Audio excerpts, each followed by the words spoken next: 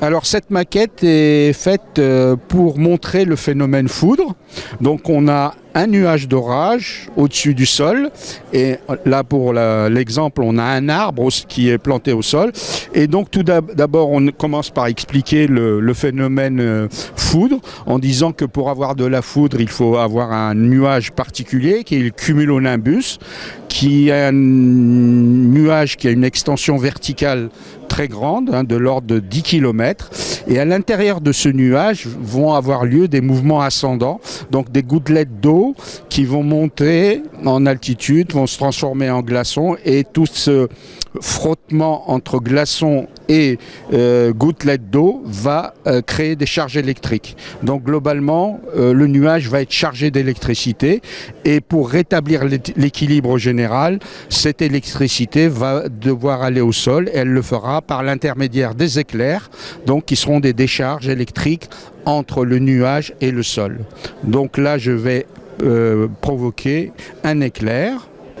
Donc là, on voit qu'effectivement, l'éclair vient frapper l'arbre, qui est une cible privilégiée dans ce cas-là. Un conseil qui est important de rappeler, qu'il ne faut jamais se mettre sous un arbre par temps d'orage. Pourquoi ? Eh bien parce que la foudre peut venir frapper la personne qui est sous l'arbre par un arc latéral. On va essayer de montrer ce phénomène-là. Donc là, j'ai simulé mon arbre et une personne ici qui est sous l'arbre pour se protéger et on va voir qu'est-ce qui se passe.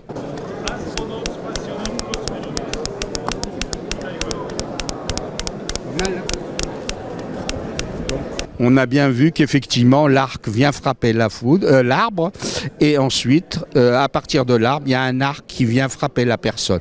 Donc voilà pourquoi il faut vraiment éviter de se mettre sous un arbre. Alors pour protéger les bâtiments, les structures contre la foudre, on utilise généralement ce qu'on appelle un paratonnerre. Alors un paratonnerre, c'est une tige métallique en cuivre en général qui part du sommet de la structure et qui est relié au sol. L'objectif, c'est de drainer le courant de foudre et vers le sol afin de l'empêcher de frapper la structure et provoquer des dégâts. Donc on va montrer l'efficacité de ce paratonnerre.